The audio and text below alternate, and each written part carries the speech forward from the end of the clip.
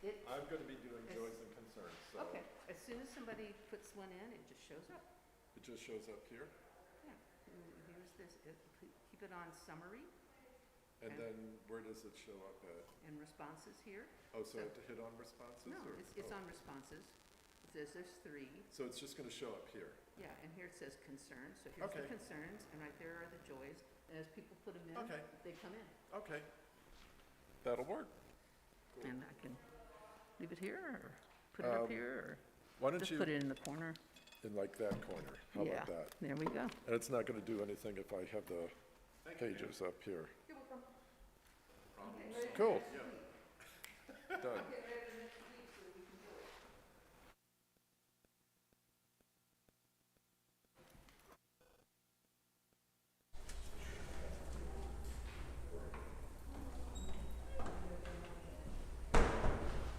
Yeah, so you're, set one for the first reading. Right after the, I do, you're using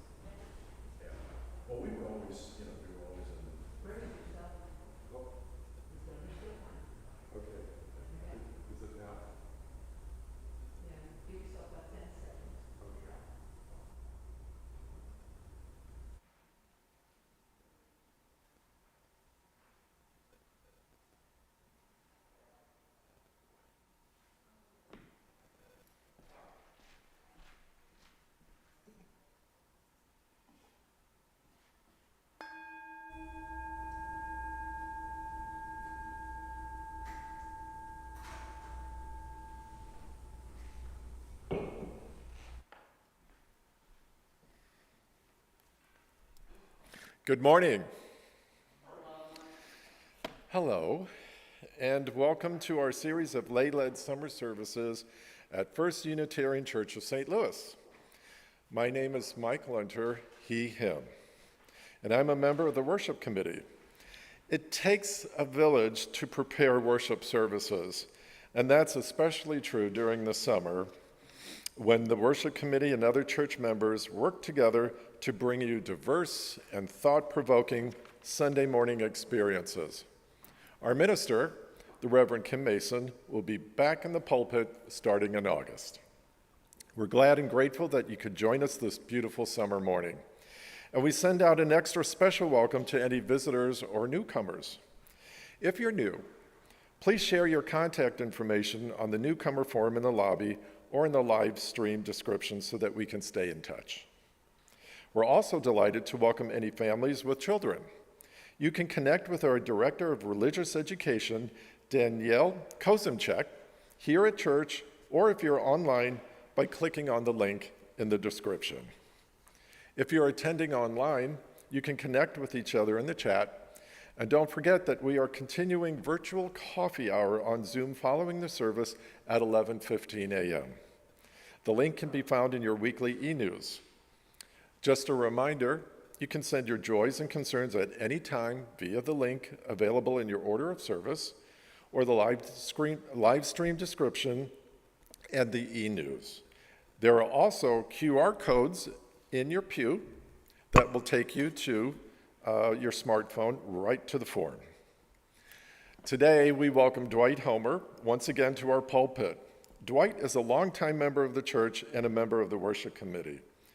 He is a poet, and I did not know that, and a writer by trade, and has over the last decade or so contributed to our lay-led services just about every summer. That I did know. Thank you, Dwight. Today, his talk is about religious identity and what he calls the wisdom of selves. We have the following special announcements this morning. The church's COVID-19 task force has continued to monitor infection levels in the community, and the COVID-19 community risk level for the St. Louis metro area is currently high. In order to allow all of us to continue to gather safely, including the more vulnerable among us, we urge you to do the following. Stay home if you are not feeling well, and wear a mask while in the church building. This includes in fellowship hall for any time that you are not eating or drinking. Thank you for your thoughtful and loving attention to this critical issue. Community is not only mutual caring, but it's also about having fun together. Please mark your calendars for the possibly first ever First Church roller skating party, hosted by you-know-who, our roller derby queen, and the Reverend Kim Mason. Join us at the Steinberg Skating Rink in Forest Park on Friday, August 5th at 6:30 p.m. and pray for good weather. Welcome to this religious community where we affirm the dignity and freedom of all who enter. Here we seek to live together in relationship and respect so that we may embrace and celebrate our differences. Our religious values invite us to a shared journey of truth and meaning. Sincerity and connection guide our religious community and call us into deeper association with ourselves and our world. We are glad that you are part of our community this morning. We now invite you to a spirit of worship with our Prelude.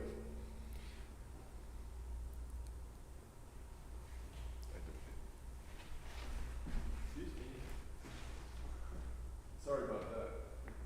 Our Prelude is Er Jesu Christ, performed by our own organist, Earl Naylor.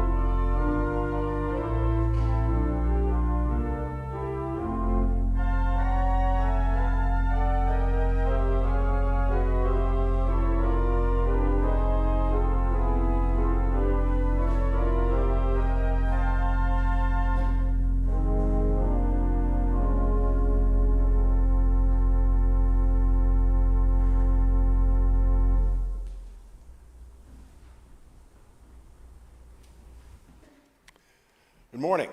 My name is Dwight. Homer. I'm a member of the worship committee. And the call to worship continues the theme of the day with the excerpts from Song of Myself by Walt Whitman. Begins as such. I am the poet of the body, and I am the poet of the soul.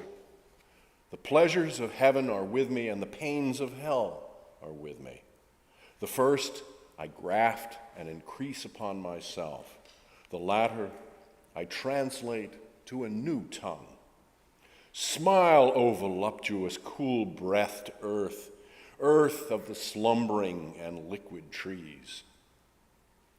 Earth of departed sunset, earth of the mountains misty-topped, earth of the vitreous pour of the full moon just tinged with blue, earth of shine and dark mottling the tide of the river, earth of the limpid gray clouds brighter and clearer for my sake, far swooping elbowed earth, rich apple-blossomed earth, smile, for your lover comes.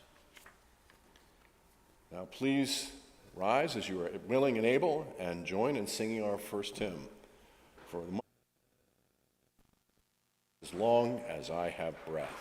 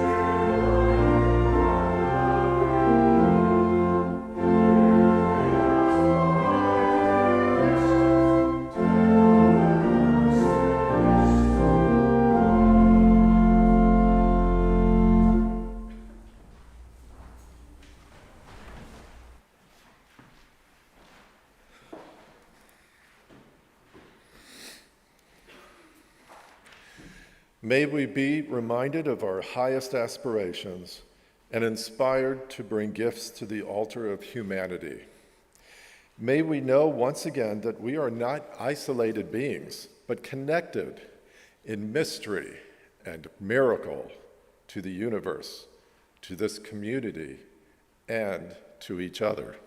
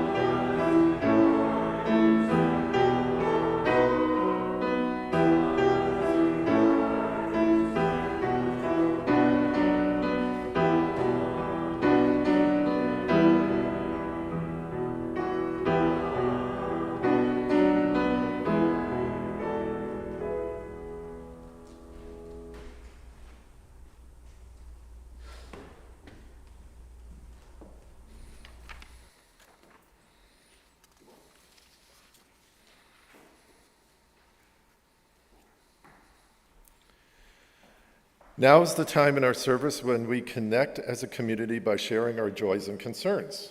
This week, we offer our thoughts and prayers of comfort and healing to Jeremy and Emily Colton, who are at home recovering from COVID-19, and also to Tony and Melanie Fathman, who are also at home recovering from COVID-19. We're holding all our members and friends currently recovering from the latest COVID-19 variant.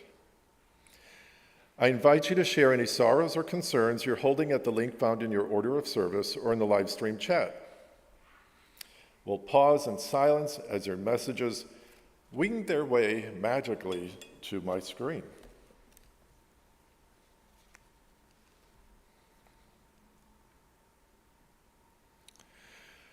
Wishing a strong recovery for a family member who just experienced a heart attack.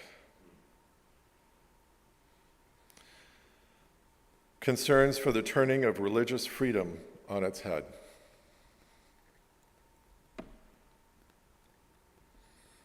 Concern for all those experiencing loneliness from this last earwave of the pandemic.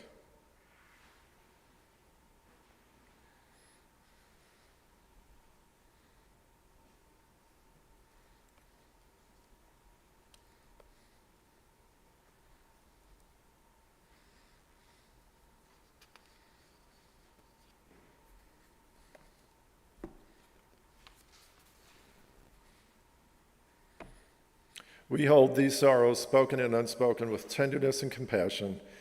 May they be lighter because they are shared. As a community, we also share our joys with one another. I invite you to type any joys you're holding in the link found in your order of service or in the live stream description.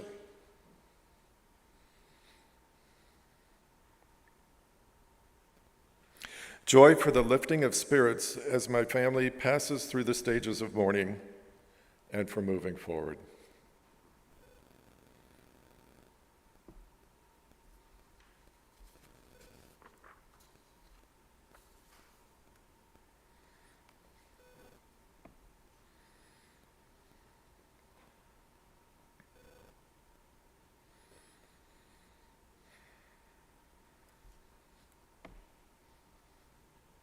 We hold these joys, spoken and unspoken, with gladness and celebration.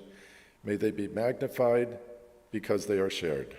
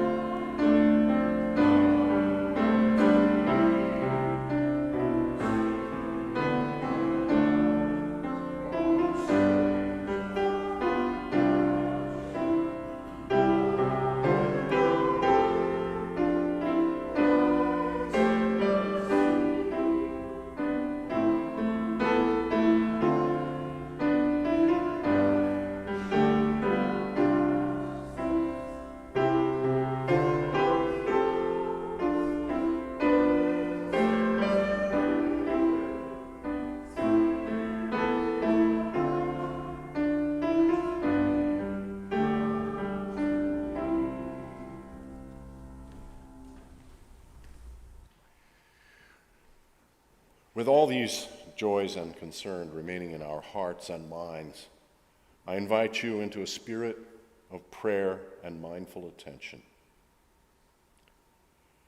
Abiding emptiness, whose vacuum, like much of nature, we tend to abhor, peopling your void with sounds and presences, even knowingness beyond ourselves, to whose ear we turn as to the voice of silence.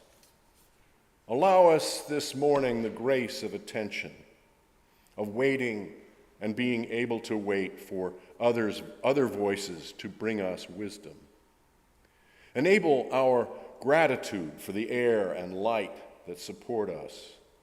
Give us the imagination to apprehend the more that is and will become of us as we share ourselves in conversation. Enable our ears to hear and our eyes to see the welcoming the world prepares for us in spite of us. Favor us with such bliss as we can find in knowing ourselves through others, and in the kindness we bring in eating and drinking and breathing together the favor of the world that bears us and abides us and uses us in its continuing on into that silence where we may be remembered as we remember those who are and have been with us in love, here, now, in silence and meditation.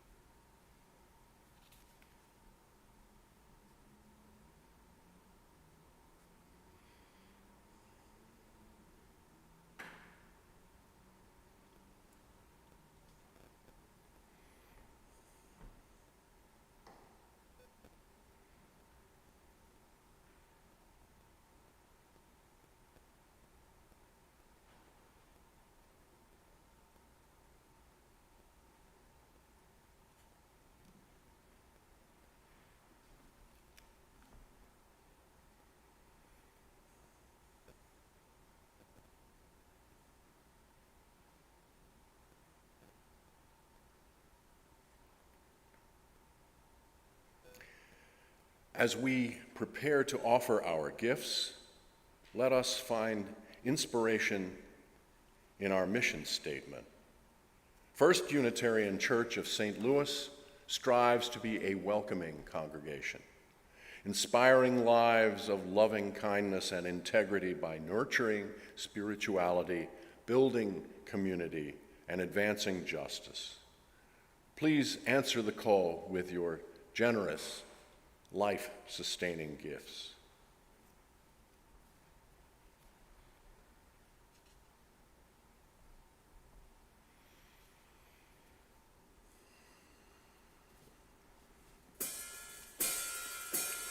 Well, this old world is pretty tough on the dreamer. When you wake up and put your feet on the cold bare floor, and you have a couple of toes, 'cause you don't wanna think about all the scary monsters on the other side of your door. And you stay up in your room playing solitaire. Every now and then you catch a pretty lucky hand, and you call me on the phone, 'cause you don't wanna be alone. But my dear friend, I'm gonna have to take a stand, 'cause I'm not gonna help you to build no house of cards when nothing really matters and you're always starting over again. I got me a brick house, but I still gotta be on guard against the cold rain and snow that's always trying to creep in.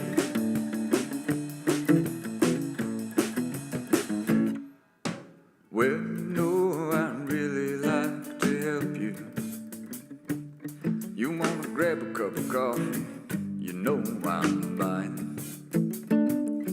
But when you try to talk me into things that just don't make a lick of sense, well, that's where I'm gonna have to draw the line.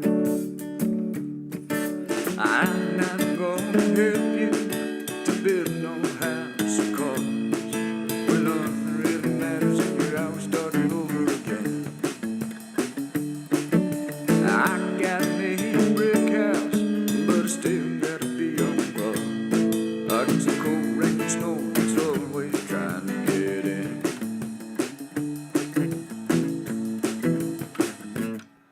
Well, you know that you could have a good life. It's an uphill battle, but man, that's just the game. And I cannot tell you exactly how to proceed, but if you're shooting for the stars, I hope you're blessed with that aim. No, I'm not gonna help you to build no house of cards when nothing really matters and you're always starting over again. I got me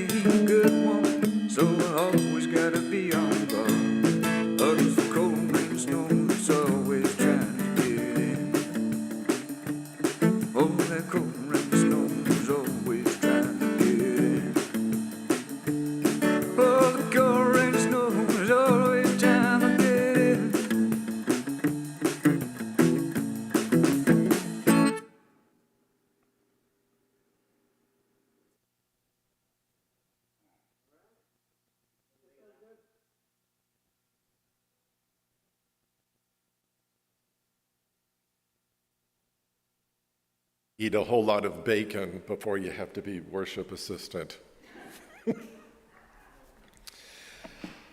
Today's readings comes from Song of Myself by Walt Whitman. I celebrate and sing myself, and what I assume, you shall assume. For every atom belonging to me as good belongs to you. I loaf and invite my soul. I lean and loaf at my ease, observing a spear of summer grass. My tongue, every atom of my blood, formed from this soil, this air. Born here of parents, born here from parents the same, and their parents the same. I, now 37 years old, in perfect health begin, hoping to cease not till death. Creeds and schools in abeyance, retiring back a while, suffice at what they are, but never forgotten. I harbor for good or bad, I permit to speak at every hazard, nature without check with original energy.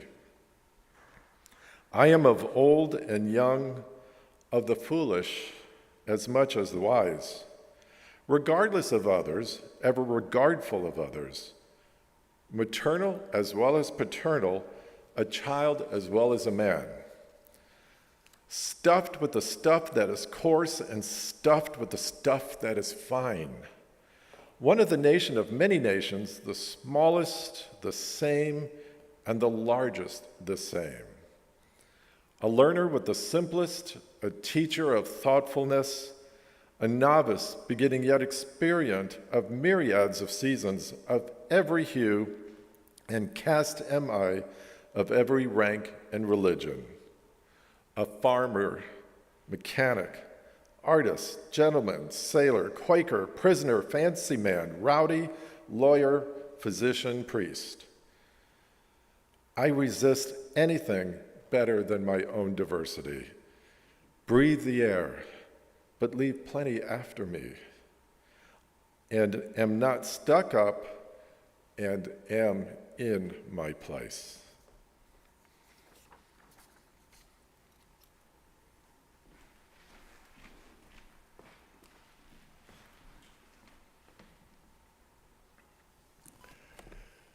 My subject this morning is the wisdom of selves, although my title is perhaps a little misleading, as my choice of the plural would suggest that we have dozens of these forms of being making their way through our lives, and perhaps they are.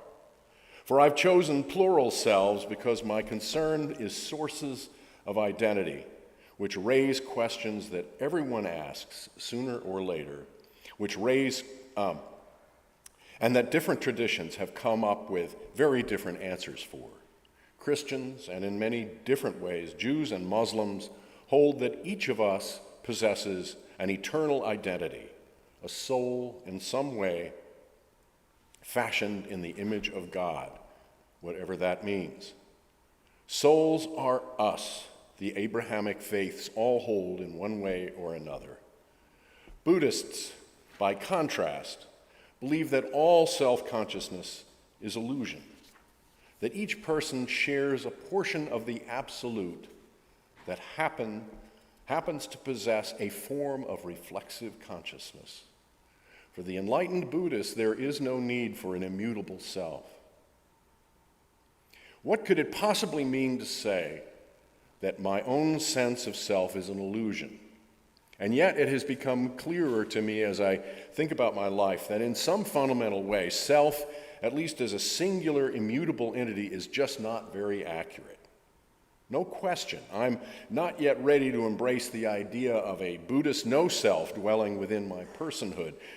I lack sufficient experience with virtually any form of meditation to claim such a thing.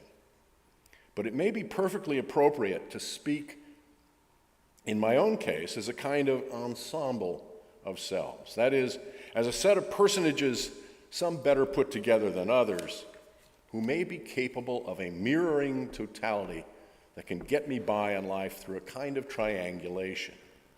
I mean this both in the sense of interacting generally with the world, in particular my human environment, but also in steering through the tangle of politics and opinions of my peers. That is, in some old-fashioned way, a kind of wayfinding and navigation.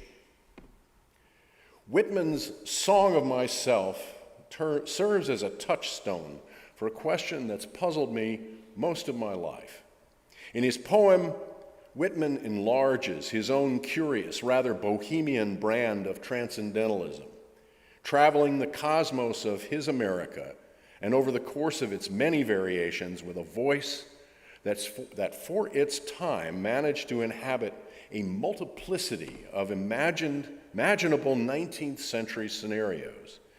His conclusion, which we'll hear more of in a little bit, "I am large, I contain multitudes," was for Whitman no exaggeration.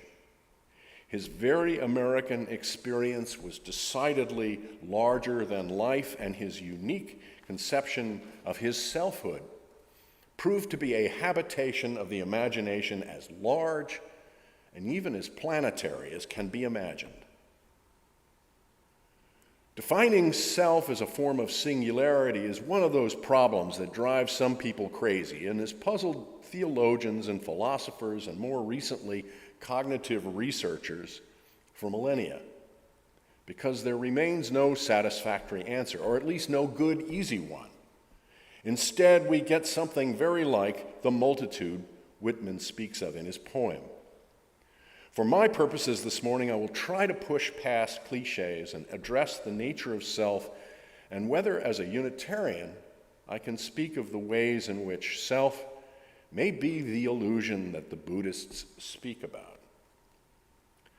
To me, the most interesting questions about self have always had to do with speech and truth-telling, and with the tendency of the imagination to want to propel meaning into identity and identity into meaning. For me, as someone for whom writing is central to my life and work, I struggle regularly with the problem of consciousness and the sheer volume and speed of experience, so much of which escapes the speakable.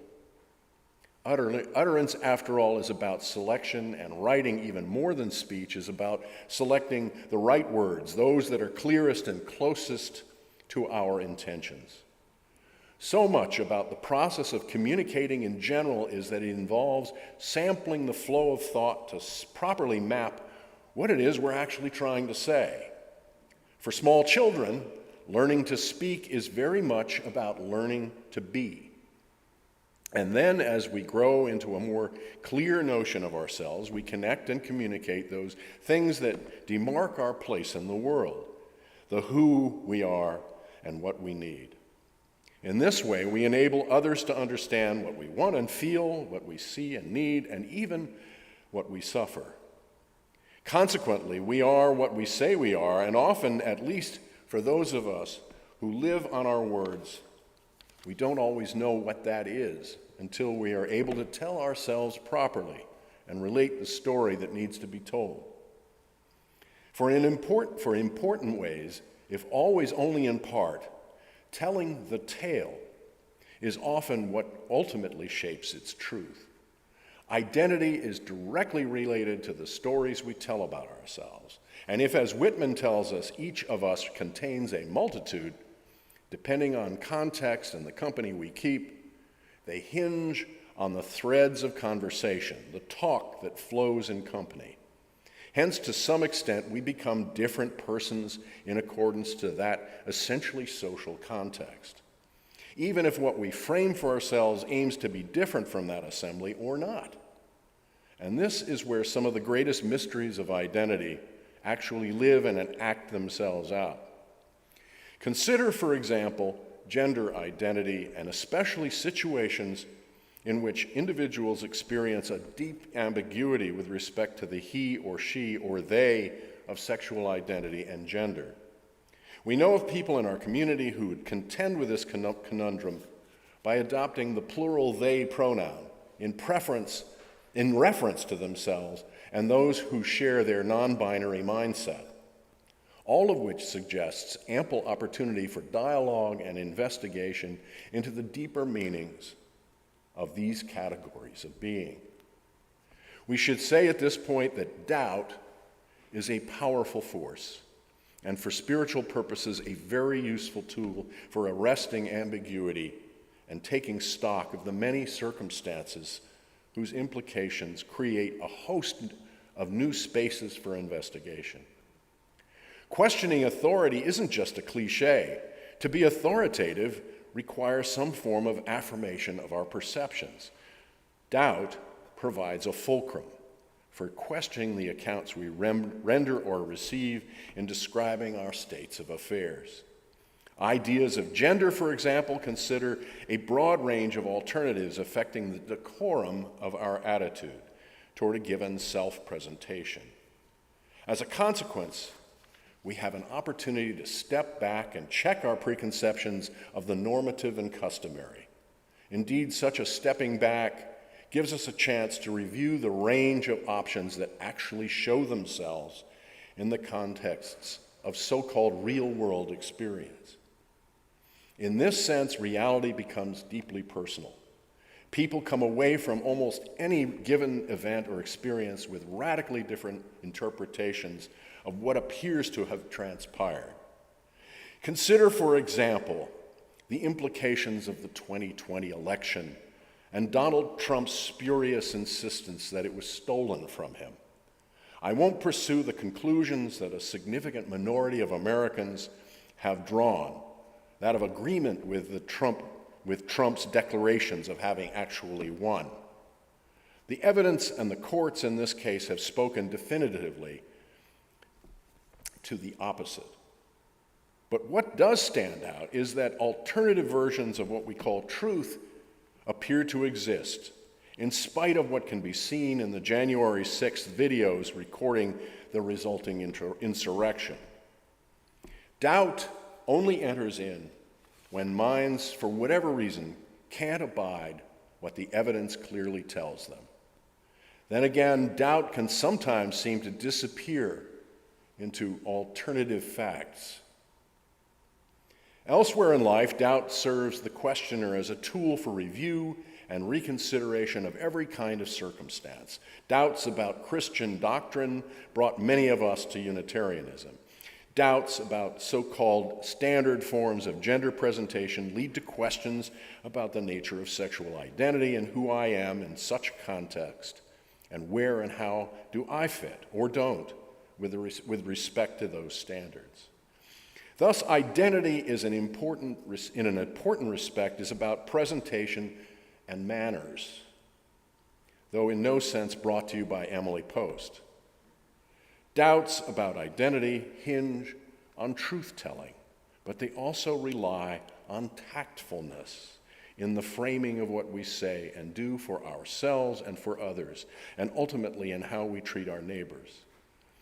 Pursuing authenticity minus tact risks offensiveness and friction and all the ugliness that can follow from so-called telling it like it is.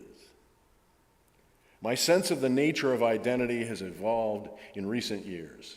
I now believe that each of us as individuals are a concatenation of memories, all those conscious events and experiences that in each of us forms a continuing, somewhat imperfect narrative, one that only approximates the reality we move and live among our fellows and even in the midst of our solitude. It is often argued that the self as we know it is derived more or less as a product of our interaction with society and as a reflection of the people around us, our families, our social fabric, the company we keep. Our behaviors are driven and conditioned by the place we hold in our family and its network of interaction, as well as those other networks of social life and behavior we fall into as we grow as children into school and play. And yet, self and its deeper correlatives, if they exist of soul, are central to a host of psychological questions. They lie at the heart of the ancient psychology of Christianity, where the word and the flesh are said to meet, and where the soul takes its place at the center of what becomes the very personal drama of salvation. This ends the first part of this discussion.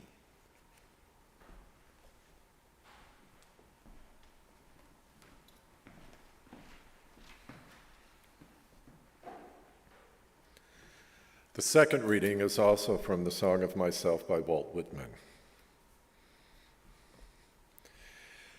These are really the thoughts of all men in all ages and lands. They are not original with me. If they are not yours as much as mine, they are nothing, or next to nothing. If they are not the riddle and the untying of the riddle, they are nothing. If they are not just as close as they are distant, they are nothing. This is the grass that grows wherever the land is and the water is. This is the common air that bathes the globe. The past and present wilt, I have filled them, emptied them, and proceed to fill my next fold of the future. Listener up there, what have you to confide into me? Look in my face while I snuff the sidle of evening. Talk honestly. No one else hears you, and I stay for only a minute longer. Do I contradict myself? Very well, then I contradict myself. I am large. I contain multitudes.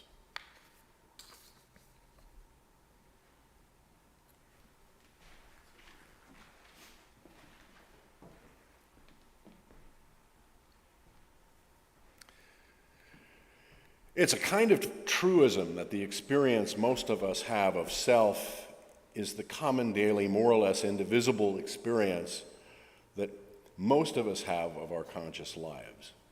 Some few people manage briefly to achieve states of heightened mindfulness through meditation or other spiritual practices, a quality of mind to which the Buddhists apply the term anatta, or no self. But for most of us, self is a more or less compulsory default experience, and we have to take pretty much for granted. And most people have asked the simplest "who am I" question at some point in their lives, usually in adolescence. Often it's what consumes our young adulthood, and over the course of acquiring an education and training and preparing ourselves for a vocation, and the livelihood that in many ways eventually defines us. Is the self of my consciousness what William James referred to as the autobiographical me, the essential person who bears my life, an immortal soul, or the net effect of my brain chemistry, coupled with family history, genetics, and upbringing, my gender, physical health and appearance, my education and mental makeup? Or is my singular personhood an illusion? What does it mean to speak of illusion in matters having to do with who and how I am what I am? Is this me a single integral personage, or am I a constellation of versions of myself, more or less derived from my social milieu, the people and the cultures I interact with more or less continuously? As much a member of my community as I am of my genome? Do we become who we are out of a kind of consensus? Does how I behave in my individuality affect the same person I intend, or am I more improvisation than something composed? A continual working out of certain patterns of being mostly what I am? Is it nurture or nature that decrees this being of mine? Am I one person with an immortal soul, as Judeo-Christian tradition holds? Or am I something else, something more manifold and myriad, as Whitman suggested in his Song of Myself? Does it even make sense to speak of an immutable, everlastingly essential self or soul that is, in the sense all of us have of our beginningless beginnings? In a manner of speaking, of course it does. Every one of us is intuitively more or less at home in her very own autobiographical skin. We have identities and idiosyncrasies and character. We practice specialties at various levels. The more deeply we live in our peer group, the more adaptive or educated we are, the more indoctrinated we are in the cultures of what we pay attention to. These roles that we master and perform and that qualify us as experts in some practice or work or other, such skills, habits, and manners are what differentiate us. And what we don't take on for ourselves are inevitably those things we hand off to other people who specialize in other disciplines with other means at their disposal.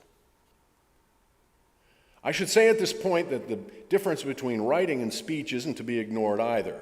Premeditation and editing have roles to play.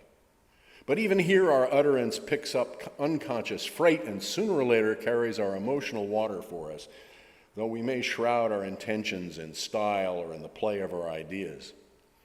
Identity eventually outs itself. It's just that we're not one being hunkering at the center of our layers of outward artifice. We're a crowd of variously determined selves, variations based perhaps on some theme that keeps playing in our ears. And to the finality of that clearinghouse of sensibility, I have no absolute answer, just that it ain't simple and it ain't just one homunculus operating a control panel inside my head. To be a person is a normative thing, someone who's said to belong to herself, and she is expected to relate to others, to belong to a group, starting with siblings and parents in our families. But our normative lives quickly extend to the neighborhood we share with other families and the company that together we keep in some density of civil life. Even those of us who are chronic introverts, who shy away from the louder, busier social milieu, are nevertheless marked by some form of collective identification with a group of people we belong to on some basis, however defined we are racially, ethnically, or by affluence and social class. We may accept or ignore these affiliations to the extent that we are conscious of them. Nevertheless, acknowledged or otherwise, we belong to our tribes, however partial or intensive our affiliation. No one else thinks my thoughts. No one dreams for me. No one else exactly apprehends my agenda, conditioned as I am by my senses and sensibility, intelligence, my temperament, my predisposition toward a whole herd of hobby horses, as well as context. Speaking for myself as an empirically oriented person, I know myself to be a puzzle of contradiction, especially to myself. And yet, in spite of the fact that I probably think too much about thinking, I can truthfully say that I'm comfortable with whoever I am and however many we actually am. At this point, I have to say that plurality gives me a platform, if you will, for thought experiments. In part, this follows from my neurological existence, wherein all of us function as a kind of multitude. In one sense, simply as a complex system of functions that evolved through natural selection. Our brains are a complex of reciprocal, interacting systems leading from our senses to the conceptual machinery of our minds, whose feedback is what we experience and how, in a host of miraculous ways, the world around us is made to make sense. Every bit of it, the output of our brains. From the moment that input from the environment triggers a receptor to set off a nerve impulse that becomes a chain reaction of sensation, we are, in essence, an immensely complicated processing system that evolved to create rich representations of the world around us. We might try to deny the fact that we have no direct contact with reality, and everything we experience is an abstracted version of reality that has been through the processing machinery of our brains to produce experience. But all it takes is to suffer a stroke or a seizure or a blow to the head to interrupt our neural pathways for everything we experience as reality to disappear. The old Cartesian body-soul model of consciousness, that somehow our singular souls are housed atop the machinery of living, but remaining as separate substances, spirit being something other than flesh, has no power to explain the facts of consciousness as we now understand them.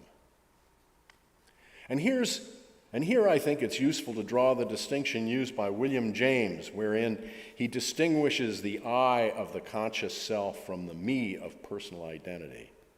That is how you would describe yourself in spatial terms of where you are in time, especially versus those features of preferences and inclination, of taste and predilection that distinguish you from your siblings, for example. The me who can't abide peaches operates alongside the I who moves through the precincts of Tower Grove more or less daily with my dog.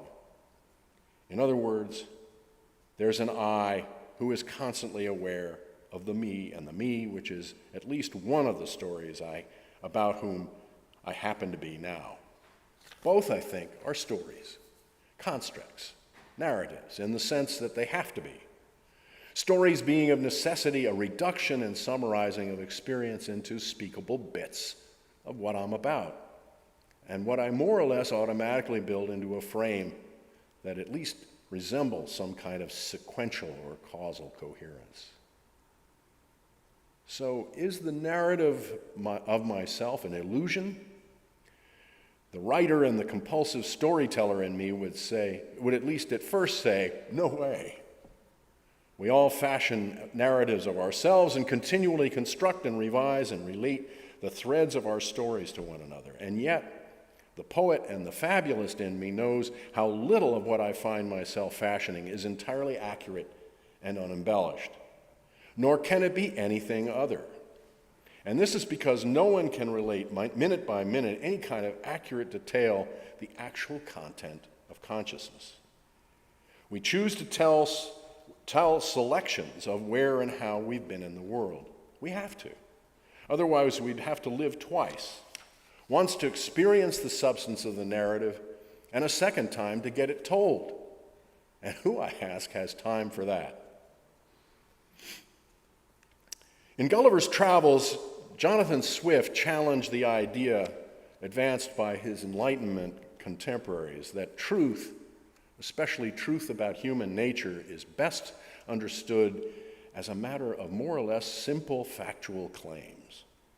Swift's view was that viewing the so-called scientific view of truth ignores the very essence of human nature, which he believed to be anything but scrupulous about candor. Swift's belief that our capacity for lying and self-deception was an essential truth about human nature also sets him apart from Nietzsche, another modern opponent of the Enlightenment. Much influenced by the classics, the German philosopher anticipated much of what we think of as identity politics today, in which we are all encouraged to become what you are.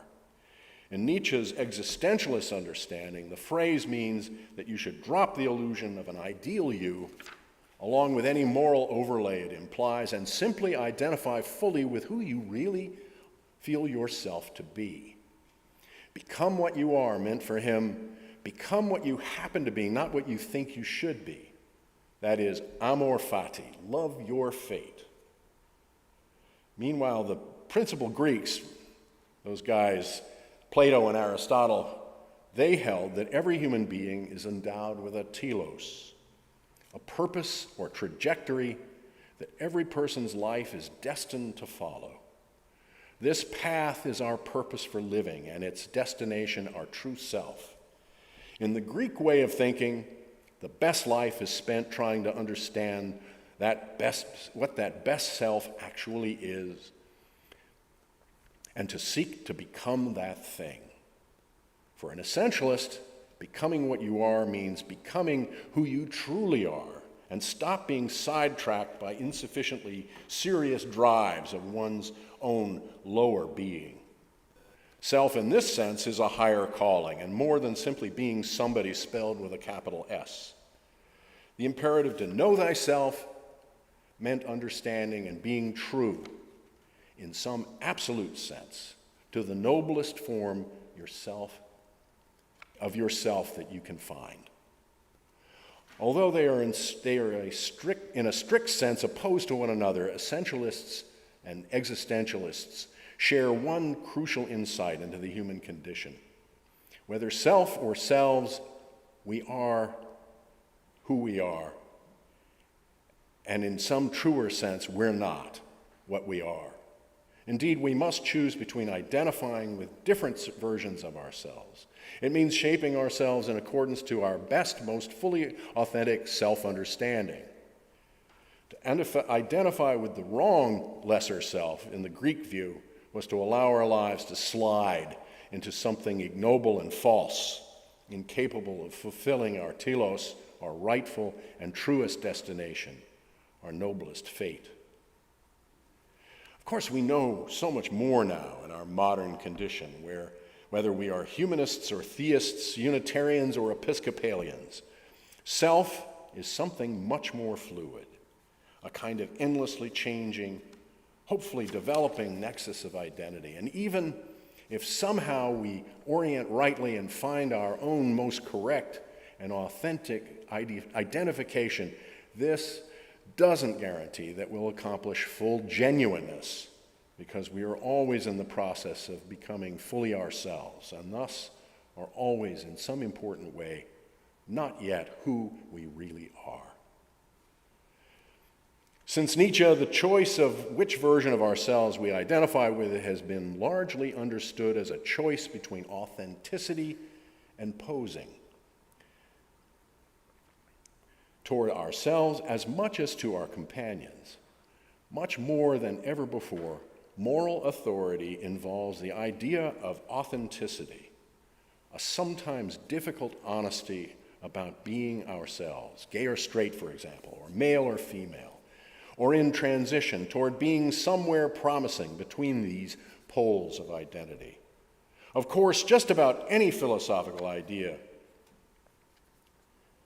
is grounded in some kind of stripping down to the real, the essential and authentic, the utterly honest self. The search for truth, after all, requires truth. As participants in this, I suppose, postmodern era, we have to consider that honesty and authenticity have shifted to become ends and purposes unto themselves. Those virtues that the Greeks believed to be the central purpose or telos of life are less prominent amid the flux of living as we wrestle with what it means to be really and authentically ourselves. The search, though, has a certain appeal and offers daily opportunities to find out something new about our various natures and those of the worlds we inhabit. Amen, and blessed be.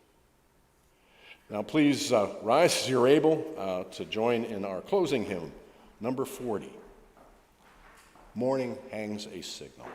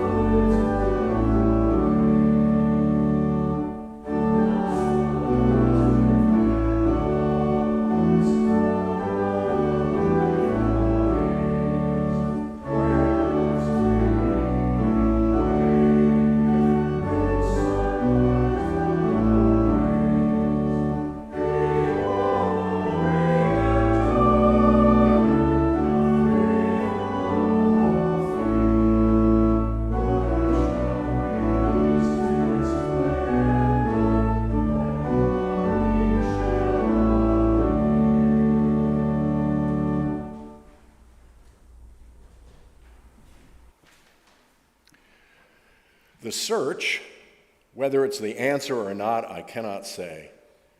It has, however, a certain appeal, one that offers daily opportunities to find out something new about our various natures and those of the worlds we inhabit. Amen, and have a great week.